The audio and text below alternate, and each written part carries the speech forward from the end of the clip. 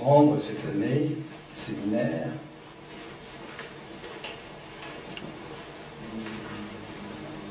Je me suis posé la question, effectivement, je vous l'avais transmis, cette question, de savoir si j'allais continuer. Et parce que continuer, ça suppose qu'on a quelque chose à dire, évidemment. Et en fait,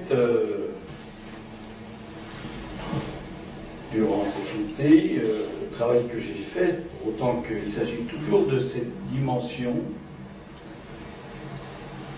de cette tresse, de ce nouage qui est la façon dont chaque être parlant peut, c'est la dimension du possible, c'est-à-dire que ce n'est pas impossible, peut, au-delà des mots,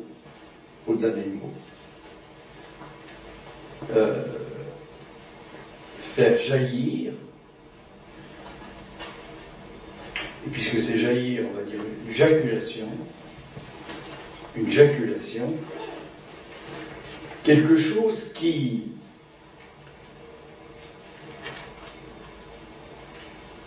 que l'expérience psychanalytique montre comme étant, alors bien sûr avec notamment l'enseignement de Lacan, toujours pareil, Lacan lecteur de Freud, une jaculation qu'ils font entendre comme quelque chose qui a un effet de sens. Un effet de sens, c'est pas du sens. Au sens, on le comprend. Un effet de sens. Voilà. Alors, là où j'en suis maintenant, c'est de dire que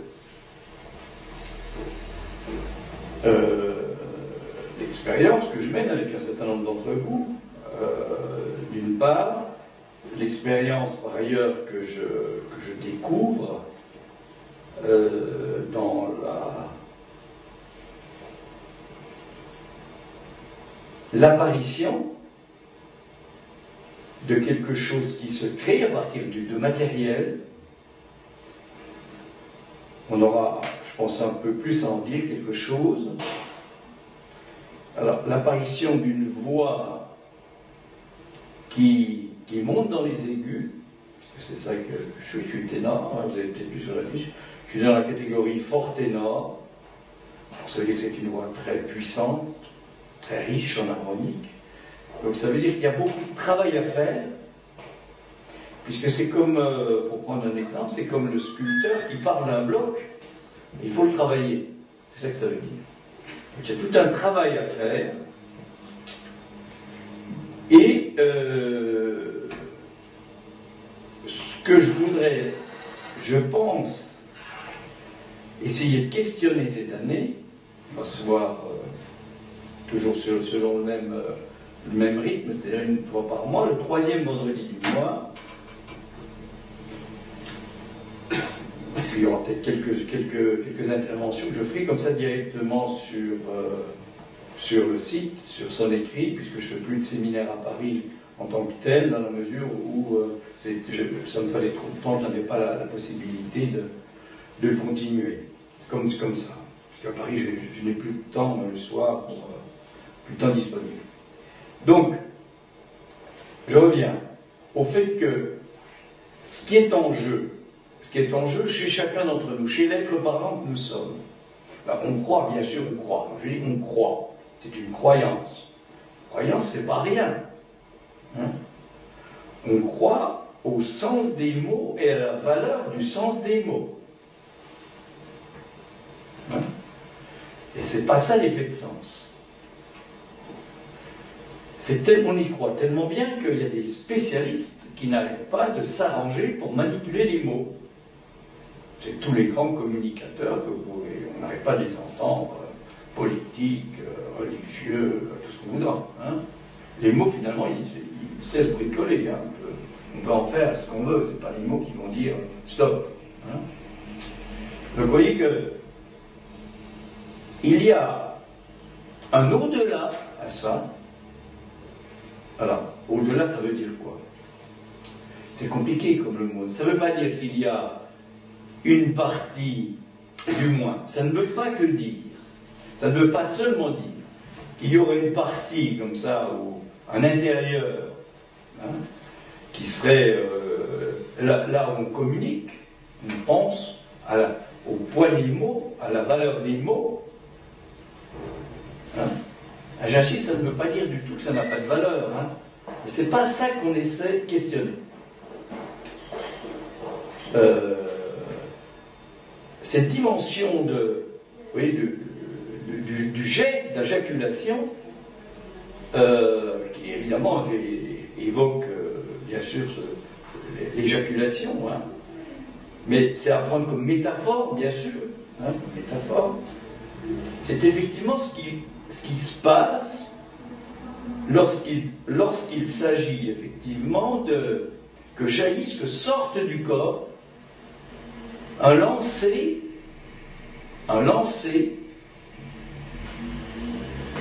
et ça s'apprend, à mon avis, pas du tout à partir du laisser, comme on dit, laisser, je sais pas quoi, laisser choix, non, c'est pas du coup que ça marche pas comme ça.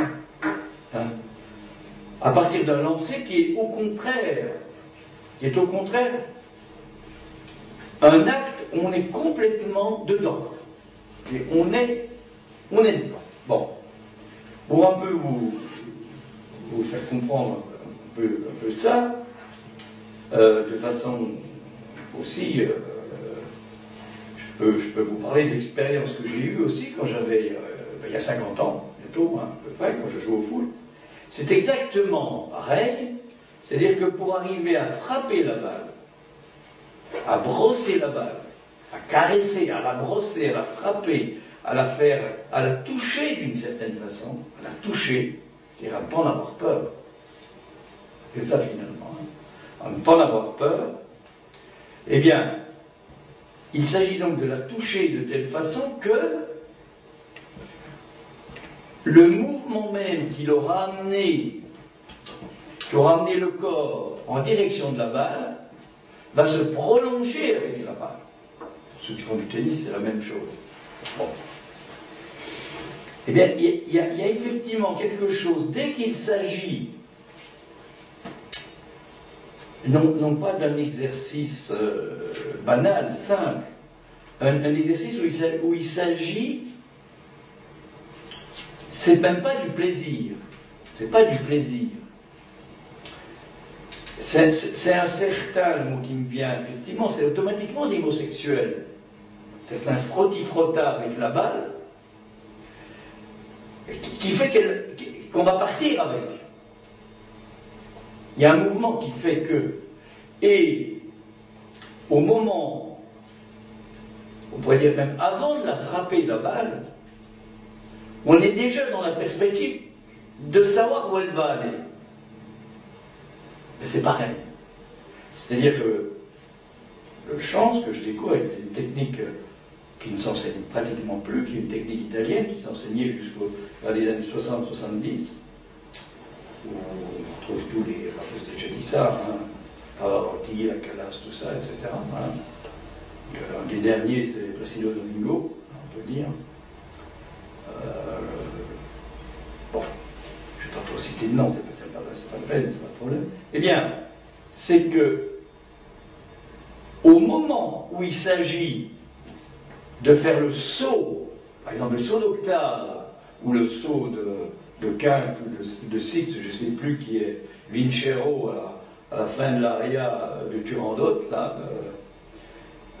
eh bien, pas à la fin, mais enfin à un certain moment, hein, pour faire sortir ce si naturel, il me semble que c'est quelque chose du même ordre, mais c'est pas les mêmes, on pourrait dire les mêmes éléments du corps qui sont engagés. Hein? Et ben je crois que là, il y a quelque chose effectivement d'un effet de sens. Vous voyez que le sens, on n'est plus dans la signification des mots, il y a un effet de sens particulier, et je crois que c'est ça qui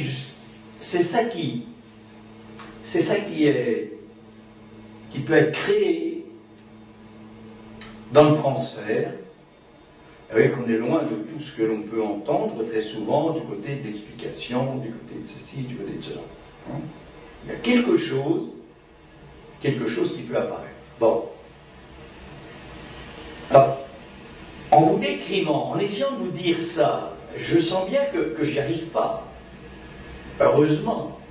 Et si j'arrivais à vous le décrire, ça voudrait dire que je suis complètement à côté de ce que je dis. Parce qu'il s'agit d'un mouvement, de lancer quelque chose, et ce mouvement même est un dire. Un dire. Le dire, c'est pas le dit. Le dit, c'est ce que je suis en train de faire. Et ce que je suis en train de faire, avec des mots, là, parce qu'on est fait comme ça, pour essayer de vous dire quelque chose, sur un mode qu'avec Lacan on peut appeler l'imaginaire. L'imaginaire. Eh bien, ce dit-là, il est soutenu par un dire, et je ne peux pas dire ce que c'est que ce dire-là. Voilà. C'est notre différence avec tous ceux qui vont considérer chez l'être parlant uniquement un comportement, une conduite. C'est pour ça qu'on propose à quelqu'un de... Eh bien, allez-y, dites. Alors, non, c'est n'importe quoi, on sait bien que c'est pas possible, mais lancez-vous, et on verra bien, on pensera après. Mais on est tellement pris par le... Par quoi? On va dire comme ça, par l'imaginaire, par la pensée. Quand je dis l'imaginaire, c'est pas du tout je m'imagine, c'est pas ça, même si je m'imagine, rentre dedans.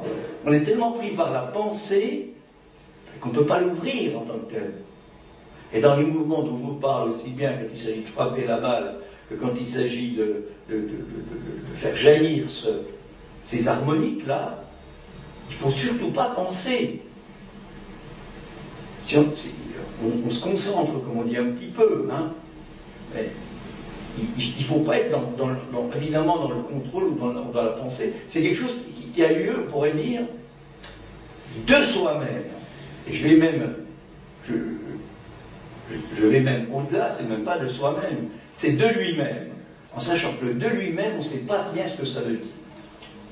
Le soi-même, on sait à peu près. Mais c'est de lui-même. Et là, on entend bien sûr la formule de Lacan. L'analyse ne s'autorise que de lui-même. Alors, il y a quelques autres aussi. Bon. Alors, ça m'amène tout de suite là sur un point précis qui est que dès que l'on pense habituellement, dès qu'on communique, l'enjeu, eh ben, c'est qu'on n'est pas du tout. Il faut surtout pas être pris dans un marché de dupes, comme on dit. C'est-à-dire qu'il faut savoir ce qu'on est en train de faire. Il faut savoir ce que l'autre nous fait. On arrive à se débrouiller. Bon, je ne dis pas du tout que... Alors, c'est-à-dire que on pense à partir de... Là, je suis obligé de vous solliciter un peu plus, là, pour un peu avancer. On pense à partir du plan, à partir du cercle. La pensée, c'est le cercle. C'est pour ça qu'on tourne en rond. Et on peut dire que tout ce qui va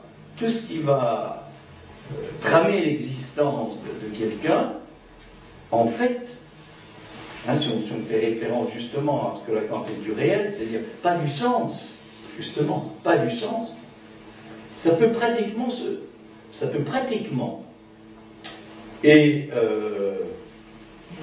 plus que pratiquement, ça peut inexorablement, j'emploie des adverbes, parce que les adverbes c'est invariable dans la langue française. On ne peut pas en faire ce qu'on veut des adverbes. Et ils vont tout seuls, les adverbes. Ils se foutent complètement de ce qu'il y a autrement dans la phrase, que ce soit singulier ou pluriel, un adverbe est invariable. Bon.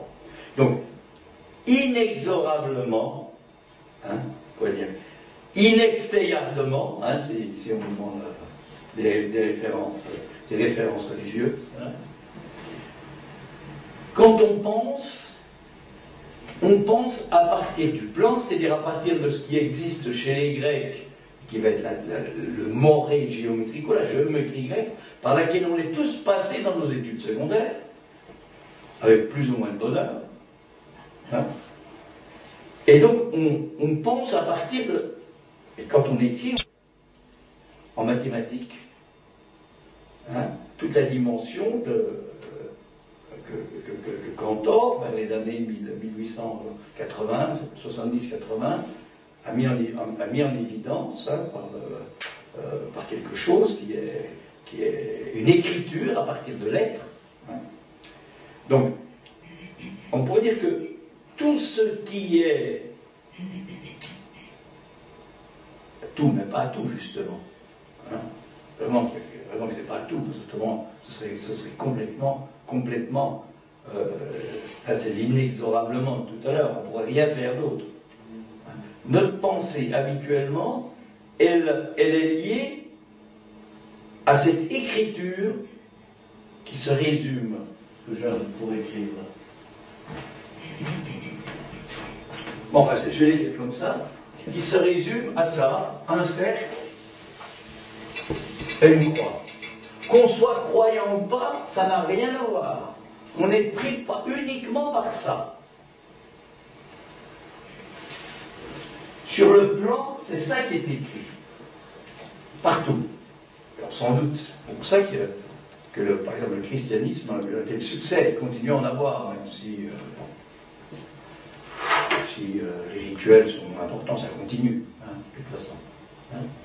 Donc, la pensée qui est importante nous fige dans un univers particulier, alors, qui va être plus ou moins développé selon les connaissances que l'on a, selon qu'on est peut-être, je ne sais pas, professeur, je ne sais pas quoi, ou un simple manuel, c'est pas du tout, mais il y a peut-être une facilité d'abstraction qui est plus grande, c'est pas évident non plus, pourquoi pas, mais néanmoins on reste dedans. Alors, qu'est-ce qui fait qu'il est possible, parce que c'est ça la question, non pas de sortir, mais d'être ailleurs. Parce que le problème, c'est pas de renverser le mur de Jéricho avec les trompettes, c'est pas de le renverser. Le mur, il est bien, il a fallu 7 jours, etc. Pourquoi pas c'est de se rendre compte qu'il y a autre chose que le mur. Voilà. Il y a autre chose que le mur. Et c'est pas la vision, et c'est pas la pensée. Et bien tout ça, Lacan va le dire d'une façon très simple, il appelle ça l'objet petit a, l'objet cause du désir. Voilà. On ne peut pas. Ce que je suis en train de dire, c'est une façon de l'objectiver. L'objectiver cet objet-là, qui n'est pas objectivable. On ne peut pas dire c'est ça. Puisque quand il va sortir sa formule, je te demande de me refuser ce que je t'offre, tout ça, je te demande de me refuser ce que je t'offre, parce que ça n'est pas ça. Ça n'est pas ça. Voilà. Ça ne peut pas être ça. Dans le cercle, ça et ça. Tautologie. Alors que la vie, elle n'est pas du côté de ça et ça. La vie, elle est du côté de ça n'est pas ça. Pourquoi j'introduis la vie?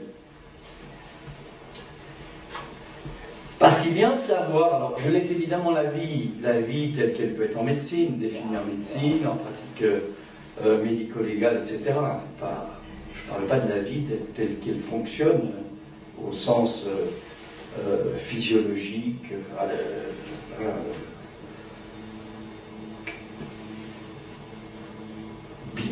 biotechnique, très évolué. Finalement, tous ces trucs-là, tout ça, ces machins-là, ça s'observe toujours. Hein, même l'ADN, ça s'observe. Hein. Ça n'échappe absolument pas du tout au cercle. Ça s'observe. Il n'y a pas besoin de... Il a fallu du temps pour s'en rendre compte, mais à un certain moment, on peut les voir. Ce dont je vous parle, ça ne peut pas se voir. Voilà, ça peut s'entendre. Et il ne faut pas demander à la science d'aller dans la direction que je vais essayer d'en dire un mot progressivement, d'aller dans cette direction du dupe. Du dupe.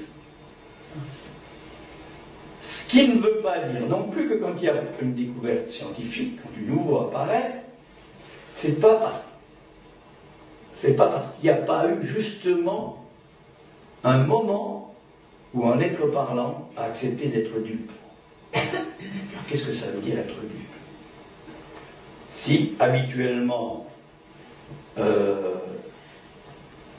la façon qu'on a dans le cercle nous de penser ça, c'est que si on est dupe, ben on a un imbécile, quoi.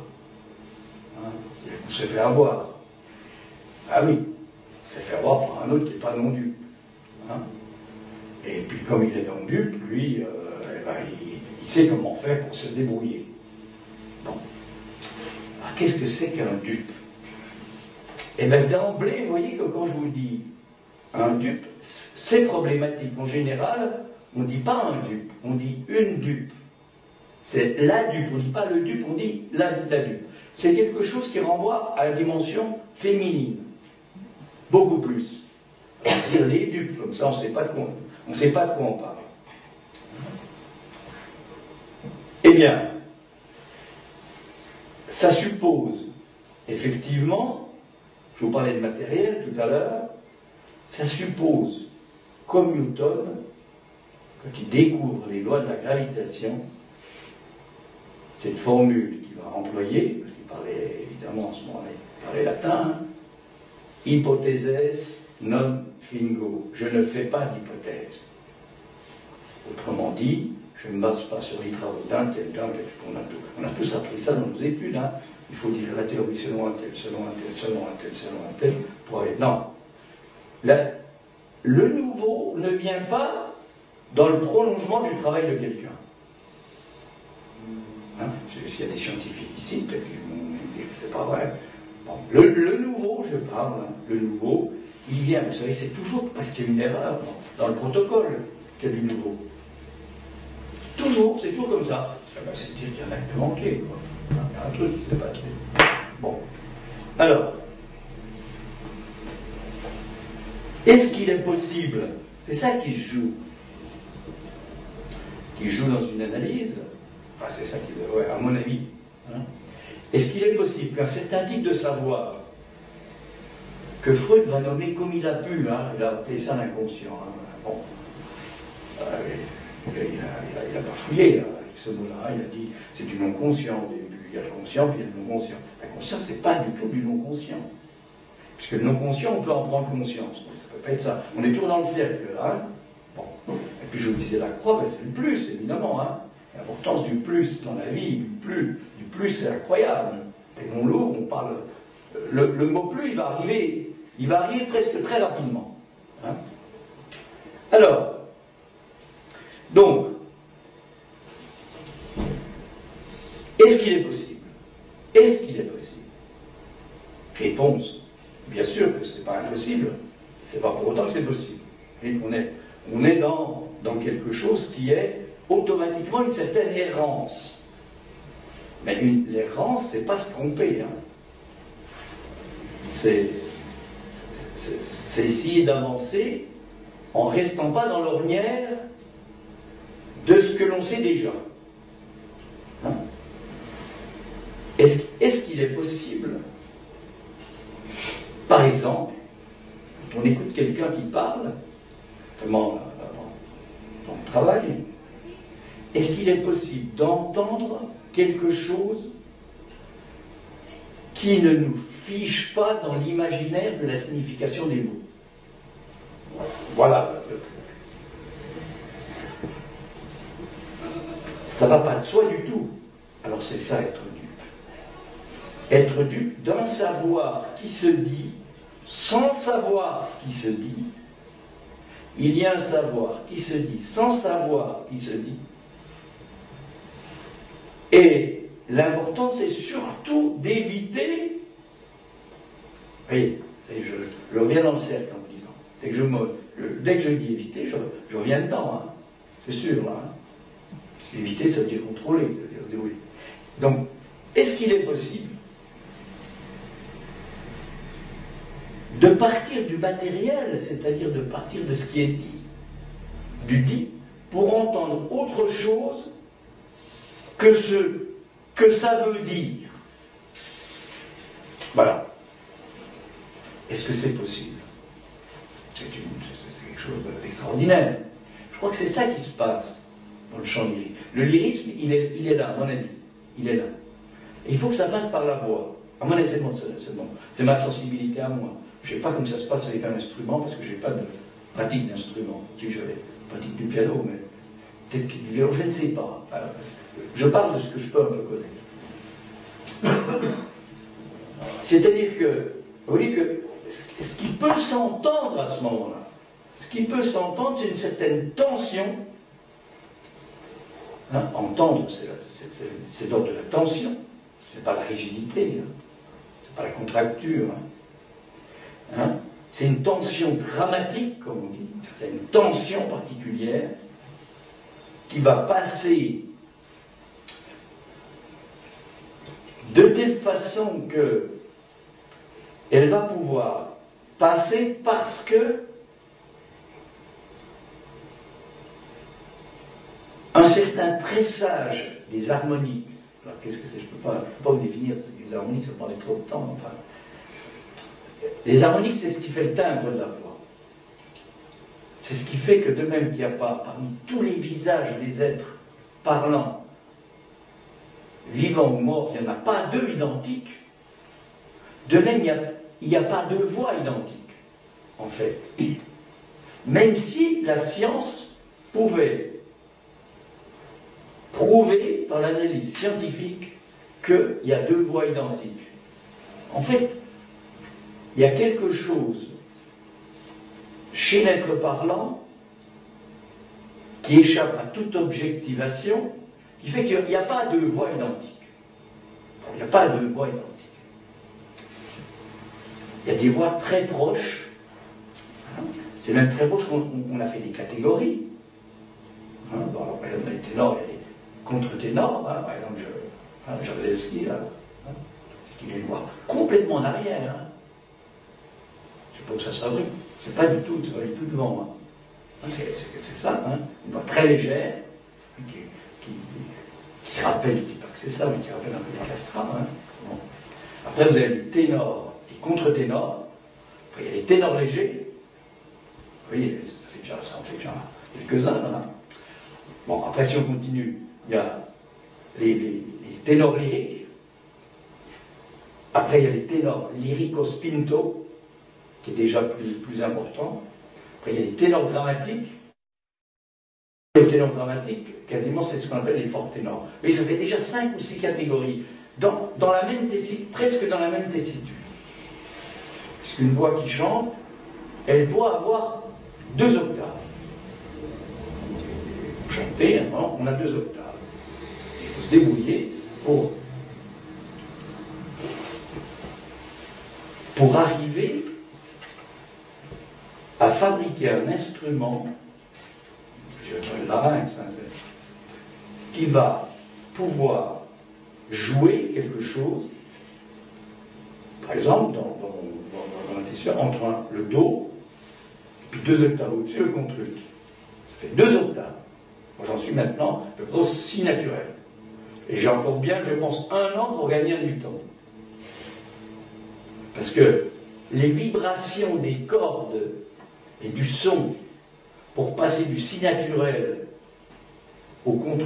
Il y a simplement un demi-ton, si vous avez un clavier dans les yeux, vous voyez ça, hein.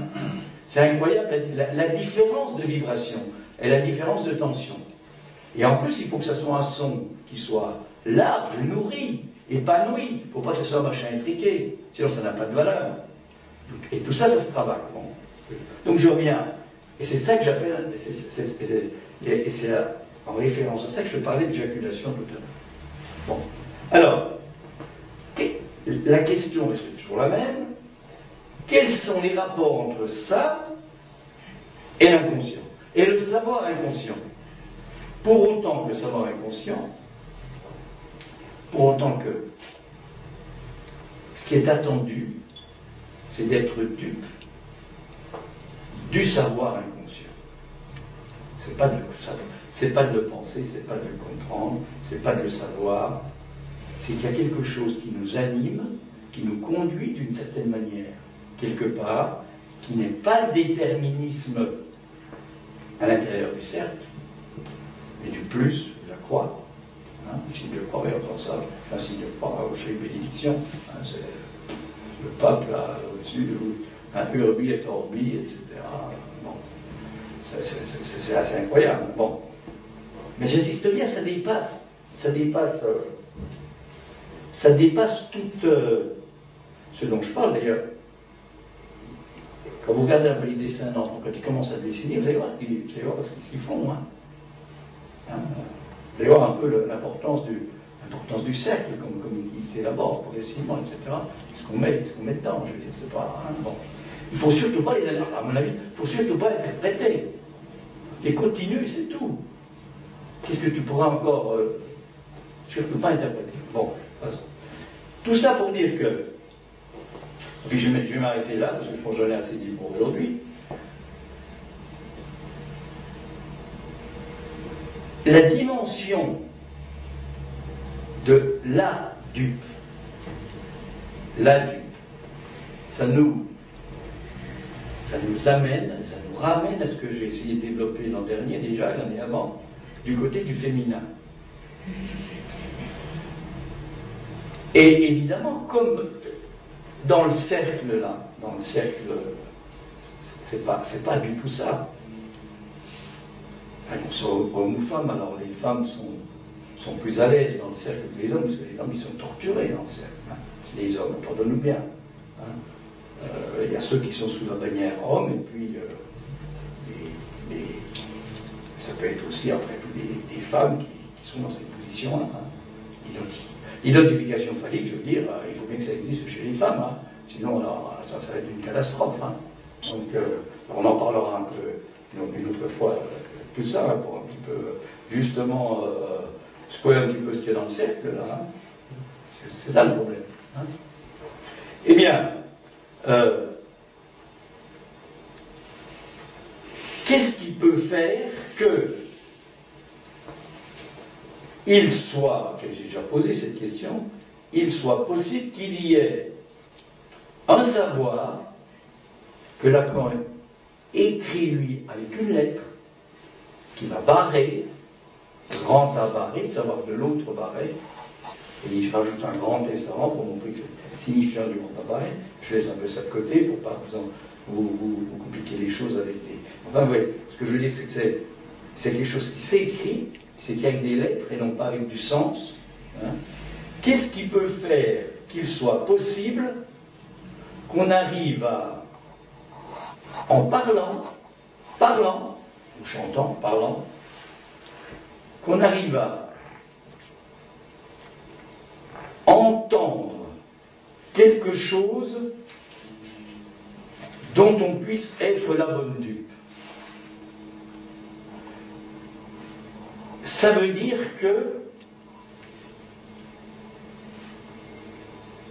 il faut accepter d'être pas très malin, pas très intelligent.